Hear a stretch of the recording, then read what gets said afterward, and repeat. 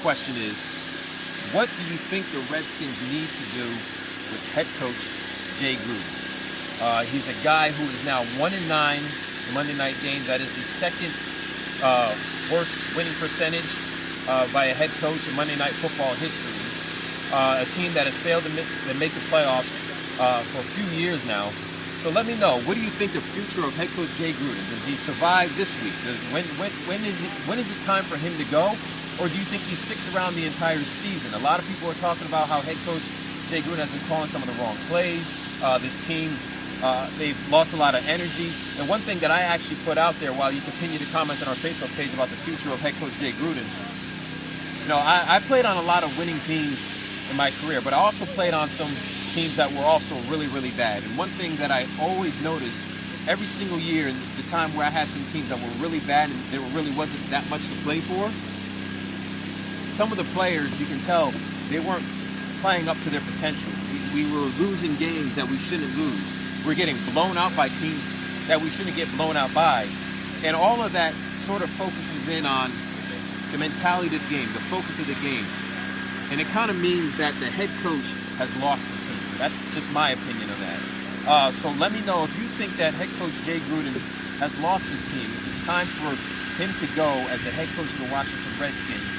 The Redskins are 0-3, and when you comment on our Facebook page, I'm going to read some of these comments out because I want to know how you feel. I know it's late, but wake up, take the boogers out your eyes, and let's discuss this about head coach Jay Gruden and, of course, the Washington Redskins. There are some things I do want to point out, and the Redskins have basically, say, the case of the Mondays. And as we go, if we read some of your comments, before I actually get to that, I want to read this out. And there's so many stats that I can't memorize all of this. Just not that good because this is just that bad. So the Redskins on Monday Night Football, they've lost now 8 straight games on Monday Night Football. That's tied for the second longest losing streak.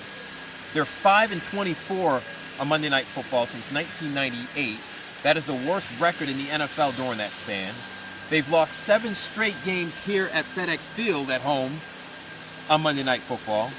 They are 1-17 in their last 18 home games in Monday Night Football. And here's the last one.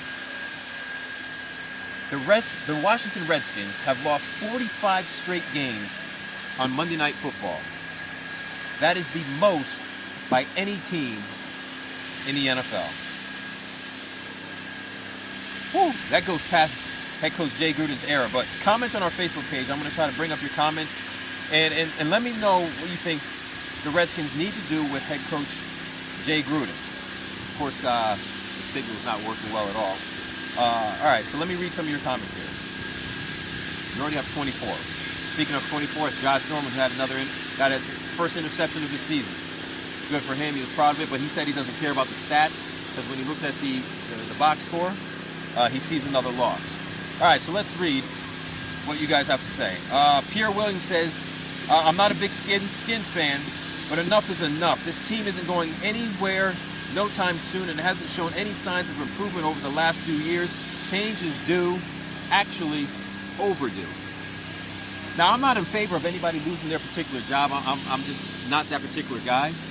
But that's just how that's just how the NFL works. If you don't win games, it's time to try something new, and that is try to find a new head coach. I will say this, though. If they lose against the Giants and Jay Gruden is still around and they start off 0-4, I just can't see Jay Gruden sticking around. Like, someone has to go. James R. Ross says, we gave up playing for a while, no effort. Blunt Rogers said, kind of has the emoji, hand on the face, like, I feel your pain. We also have Kenneth Brule says, watching from Columbia, South Carolina. What's up, Kenneth? I have family in Columbia, South Carolina. Matter of fact, this little shout out right here to a former Washington Redskins. George Rogers, who went to the University of South Carolina. My uncle Al Stevens, my uncle. They were roommates. They're both running backs at USC. I wish I was a bigger football player. Well, I was really young when George Rogers was playing, so I was like 8 years old. Wasn't really playing football like that. But I did admire that guy and what he did in college when I watched some of his old tapes in high school. Great matchup between Georgia and South Carolina. Him against Herschel Walker. Woo! VHS tapes doesn't make it very clear. But shout out to Columbia, South Carolina. Mulaney Patrice Galloway says go, as in I guess Jay Gruden got to go. Keith Swan says yes, Jay Gruden needs to go. Patty Chartier says it's time to clean house, starting with the owner.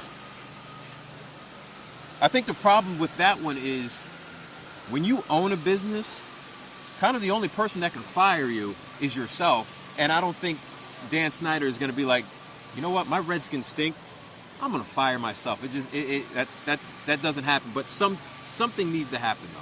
I will say this, right behind me, and I think David Satchel knows. So every single time before the game, Dan Snyder walks right here with his security. And one thing that I notice all the time is that he never says hi, he never says what's up. Bruce Allen will say hi to people, the players will say hi to people, but Dan Snyder never says hi. He never looks at the fans and waves or anything like that. And he just goes over and he sits over in the area with the benches, and he kind of just watches the players, and he has his whole crew of security around him. And it's almost like a disconnect. And I feel like if your team is in a position where your fans are then going against you, I think the best thing to do is at least acknowledge the fans and their frustration. And at least put out a memo or something like that saying, hey, I hear what the fans are saying, I understand, and we'll try to do the best we can, but we don't hear anything from the owner of the Washington Redskins by the name of Dan Snyder. Hopefully maybe something will come. I don't think in the history of Redskins, have we ever heard from Dan Snyder before? Gennaro Thompson says Snyder should go to all of them and take on Washington like you should, like the other pro teams. Right now is an embarrassment. I hope I read that right. I was reading, actually, I was written. Paula Murray Gordon says Gruden needs to go, and the owner also. All right, so as you continue to comment on our Facebook page, I'm going to mention a few other things. One thing that I did notice was there was a time that the Redskins was 4th and 1, and Case Keenum jumped over the pile. That's when he fumbled the ball. They lost the ball in that particular play. And I was thinking that Adrian Peterson was in the backfield, and I'm like, that's a future Hall of Famer in the backfield, and it's 4th and 1. And I tweeted out, why are we not giving the ball to Adrian Peterson? I don't care if he's been in the league 50 billion years. The dude's going to the Hall of Fame. I trust Adrian Peterson with the ball 20 times more than Case Keenum when it comes to running the ball. And it's 4th and 1, so I don't really necessarily agree with what they did there. So just to mention again, Redskins lose to the Bears Monday Night Football. The Redskins are now 0-3. I'm just going to put this out there so you guys can get really excited for next year. Since 1980, 176 teams started 0-3. Last I checked, the Redskins are 0-3. Only 6 teams, that's 3.4%, have turned their season around to make the playoffs. Like my boy Tom Hunsaker always says, is that bad? It's not good. So comment on our Facebook page. Let me know what needs to change with this Redskins team. Does head coach Jay Gruden need to go? If head coach Jay Gruden doesn't need to go, maybe Minuski needs to go on the defensive side of things, because there was a lot of hype surrounding this defensive side of the ball for the Redskins, and they've now allowed 30-plus points in 3 straight games. And if I can get my, I'm carrying like 50 phones here, so bear with me. I do want to bring this up because the Redskins have allowed 30-plus points. Where is this? I have this somewhere. I have a lot of stats here, and it's what's bad about it is they're not good stats. I'm gonna bring this up to you in just a little bit if I can find it. But yes, of course, 30-plus points again. And the Redskins are 0-3. So comment on our Facebook page. I want to read. Oh, here we go. I want to read this. So the Redskins have allowed 30-plus points in 3 straight games, like I just mentioned. That is the 5th time they've done that in franchise history. The previous time was 2012, 01, 1954, and 1951. I believe what the NFL is celebrating, 100 years? Yep. So for that to only happen 5 times, that means it's very rare, and when it does happen, it's not good. All right, let me read some of your comments. Comment on our Facebook page. What needs to happen with head coach Jay Gruden? We're going to go for about 5 more minutes here. Let's see what we have. My phone is frozen. I have that good high-speed internet. Want to talk any about McLaurin and how? Yeah, I can talk about McLaurin. So Terry McLaurin, they call him Scary Terry.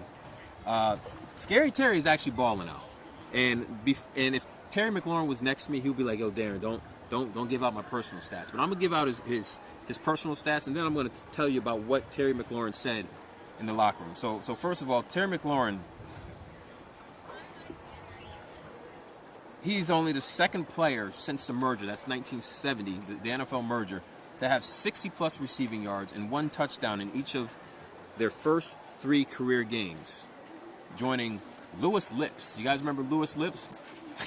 Back in 1984, Louis Lips was the first guy to do it. So Terry McLaurin, remember I just mentioned the NFL has been around for 100 years, and Terry McLaurin is only the second person to put up 60-plus yards and 1 touchdown in their first 3 career games. Now, if Terry McLaurin came in here, the receiver out of Ohio State, and we're going to talk about Ohio State because it's a combination with Dwayne Haskins in just a little bit. Shout out to David Satchel, who's an Ohio State grad, and he's also an Ohio State fan. But if Terry McLaurin was here, and he was telling me what he told us in the locker room, he says he doesn't care about the stats. He cares about just the win. Those individual stats don't mean anything to him when he sees the L, the loss in the losing column. That gives you an idea of Terry McLaurin in his personality and how he wants to approach the game. So shout out to Terry McLaurin. Now, his college teammate and also NFL teammate, Dwayne Haskins. I'm going to drop some knowledge on you guys. So a source, an unnamed source on the team, tells me one big reason probably why Dwayne Haskins did not play and replace Case Keenum, who Case Keenum had 5 turnovers. 3 of them were interceptions, 2 were fumbles. He actually fumbled 3 times, lost 2. Is because Dwayne Haskins is running mostly the scout team during practice. And they believe that they're not putting Dwayne Haskins in the right position to succeed, to get better, and to be prepared for when Case Keenum gets hurt or Case Keenum gets replaced, that he'll be prepared to be ready to go when he gets his name called.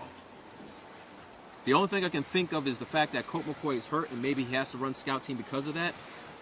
But you wonder what's going on the fact that you drafted this guy so high, you want to groom him, prepare him, but yet you're literally keeping him just stagnant. He's not getting better. Maybe he's probably getting worse, but we know he's not getting better because he's not practicing the offensive plays that are being played on the field by all the starters. So what if Case Keenum goes down? What are you going to run? Because he's running scout team. You can't run the Bears offense because the rest of the team doesn't know it. We're going to talk more about that on Get Up DC, so make sure you watch in the morning. We're also going to talk more about that during our 550 Sports Tuesday afternoon about why Dwayne Haskins has not played and why he may be in a poor position if his name gets called to play. All right, comment on our Facebook page. I'm going to read a couple more comments, and then we're going to get up out of here. Let's see what you guys have to say. We have David Zazella says he has to go now. Also, Hopkins missing a 33-yard field goal is unacceptable. That's rare by him. Everybody has that fluke. Listen, Hopkins is one of the best field goal kickers in the league. He misses one, it's all good. Even Elena Delle Donne for the Mystics sometimes misses the free throw, but she's still an MVP. Daniel Wood says, easy. He has to go. Time for a change. Hail to the Redskins. Michael Clark says, I say let's go Caps. Caps are starting soon. Marcus Allen, not the Marcus Allen, says head coach and GM should be gone. And then Free Tomboy Toure says, fire him please, as in Jay Gruden, fire him. Gennaro Thompson says, no indeedy. No indeedy? No indeedy? I don't know what. Help me out. What does no indeedy mean? I don't know that. Maybe that was autocorrect messing him up. I don't know. Maybe no, he doesn't need to go. Who knows? Jonathan Graham says he should go. Blair LeBlanc says this game stunk all the way down here in Louisiana. Ooh, with the gumbo and the crawfish etouffee. It doesn't smell like Cajun seasoning down there. It smells like burnt Redskins. Joe Morrison says, look like the Redskins pulled the plug on WSA 9 News. Who knows what that means? Philip Meyer says, out of here. And then Charisse only says, let him go. There's like 50 O's there. in my ghost voice. Oh, some more was like, whoa. I guess that's the ghost voice. That's a wrap for me. All right, they're turning the sprinklers on. I'm getting wet. Yep. But once again, your recap here from FedEx Field. Redskins lose to the Chicago Bears 31-15. Case Keenum, quarterback, who came into this game not throwing any turnovers, turned the ball over 5 times, 3 interceptions, 2 of them for fumbles. I'm kind of afraid to read this one again. Should I read the Monday night stat again? Yeah, just yeah. A couple of them, because it's still amazing. All right, I'm like David Satchel, photographer, says these stats are still amazing. Not amazing for Redskins fans. What is actually is amazing because it's just that bad. So here are the Redskins' final stats here on for their Monday night game, their loss against the Chicago Bears. They've lost 8 straight games on Monday Night Football, tied for the second longest. They're 5-24 on Monday Night Football since 1998, worst record in the NFL during that span. They've lost 7 straight games at home on Monday Night Football. They're 1-17 in their last 18 home games on Monday Night Football. They've lost 45 games on Monday Night Football, the most by any NFL team. Head coach Jay Gruden is 1-9 on Monday Night Football, the second worst record by any head coach in NFL history. And then the last one is this. This is not a Monday Night Football one, but this is how I'm going to send it off to you guys. The Redskins are now 0-3 after the loss to the Bears, and since 1980, 176 teams started their season 0-3. Only 6 teams out of the 100 years of football have turned their season around to make the playoffs. That's 3.4%. That pretty much means if you want to make the playoffs, if you're a Washington Redskin, you better wait until next year. Reporter from FedEx Field, I'm Darren Haynes. Continue to comment on our Facebook page. I'm going to reply to you. I'm out.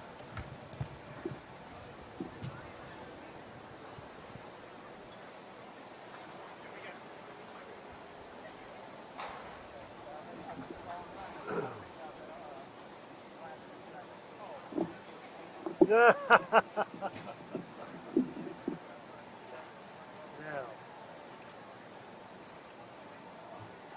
I don't need. When I think of Monday night things, my newscast, I'm going to do that and be like, there's so many. I can't memorize all of my, I'm gonna read them like that. It's a lot.